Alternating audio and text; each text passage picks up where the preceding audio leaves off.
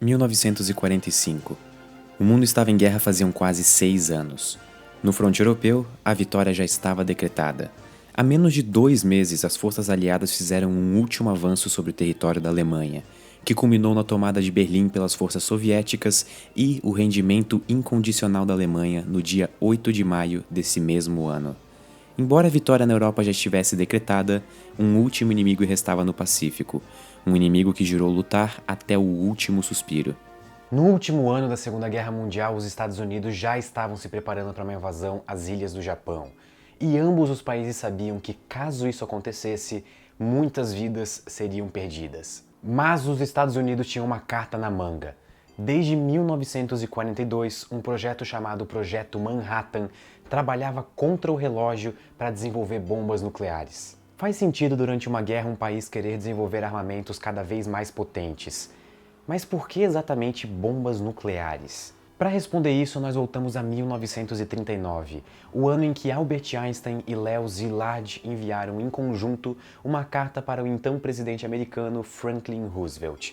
A carta basicamente alertava o presidente Roosevelt de que os alemães já haviam descoberto a fissão nuclear do urânio e era questão de tempo até eles desenvolverem um armamento nuclear. A Alemanha nazista, com armamentos nucleares, é o pesadelo de qualquer pessoa. E a resposta do presidente Roosevelt foi basicamente imediata. Em menos de 3 anos, um complexo industrial e tecnológico inteiro já estava montado e era questão de anos até os Estados Unidos desenvolverem a primeira bomba atômica. Em 1945, as bombas nucleares já tinham sido feitas e testadas, mas elas eram segredo de Estado. Só que a Alemanha já tinha se rendido da guerra, então restava apenas o Japão no Pacífico. E essa poderia ser a oportunidade perfeita para mostrar para o mundo inteiro que os Estados Unidos agora eram uma nação nuclear, com poderio nuclear, e também eles poderiam acabar a guerra poupando vidas americanas. E então, no dia 6 de agosto de 1945, a primeira bomba atômica foi lançada sobre a cidade de Hiroshima, matando entre 70 e 80 mil pessoas, cerca de 30% da população da cidade, e ferindo outras 70 mil. Como o Japão não se rendeu após a primeira bomba, mesmo com os avisos americanos de que outras bombas seriam utilizadas, 3 dias depois, em 9 de agosto de 1945, uma segunda bomba foi explodida sobre a cidade de Nagasaki, matando outras 40 mil pessoas e ferindo 60 mil. Isso foi o suficiente e poucos dias depois, em 2 de setembro, o Japão se rendeu oficialmente e a Segunda Guerra Mundial acabou. Agora o mundo oficialmente estava na era nuclear. Quem dera se a história dos armamentos nucleares tivesse parado aí. O problema é que com a Guerra Fria, países como os Estados Unidos e a então União Soviética continuaram fazendo e testando armas nucleares como um gesto de proteção. A paz que reinou durante a Guerra Fria era uma paz um tanto quanto diferente. Os Estados Unidos não atacavam a União Soviética e vice-versa, porque eles garantiam uma destruição mútua. Vocês podem destruir a gente com as suas armas nucleares, mas nós garantiremos que ninguém, nem nós, sairemos vivos disso. Em outras palavras, a humanidade paga por uma briga ideológica infundamentada por fronteiras imaginárias. De 1945 até 1993, 520 bombas nucleares foram detonadas na atmosfera, o que serviu e foi suficiente para dobrar a concentração de carbono 14 na atmosfera. E esse isótopo radioativo de carbono faz parte do seu corpo e está dentro de você nesse exato momento, não importando se você estava vivo naquela época ou não. Uma bomba nuclear geralmente funciona utilizando a fissão nuclear de urânio.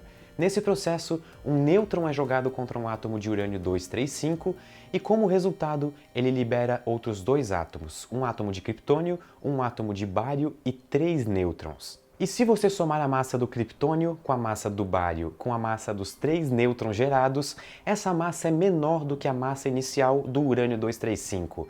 E é aqui que reside o segredo das bombas nucleares. Essa massa que aparentemente sumiu foi transformada em energia.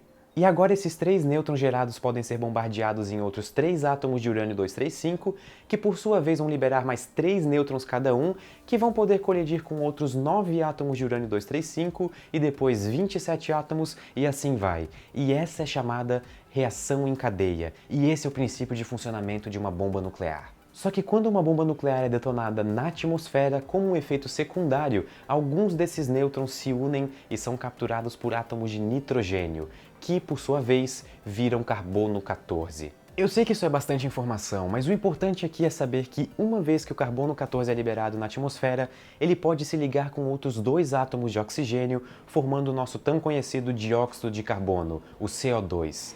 Plantas naturalmente absorvem dióxido de carbono, e é assim que esse carbono 14, esse isótopo radioativo de carbono, vem parar em nós. Essas plantas são o alimento de alguns animais, que por sua vez são o alimento de outros animais, e assim vai até chegar em nós.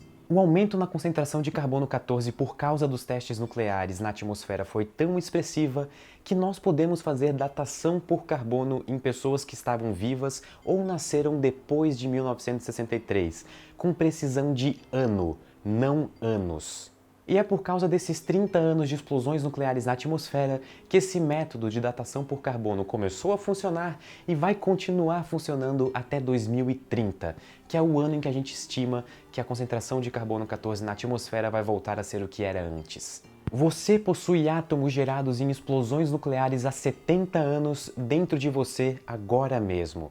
Isso para mim é uma horrível lembrança de que as nossas decisões como civilização podem impactar o ambiente e nós mesmos. A era nuclear foi o mais próximo que nós como humanidade já estivemos da extinção, por nossa própria culpa.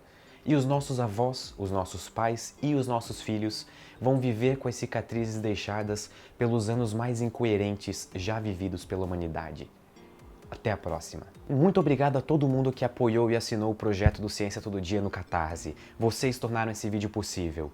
E se você quer ver mais vídeos como esse, um podcast do canal e mini documentários, considere virar também um apoiador no Catarse pelo link que vai estar na descrição. Muito obrigado.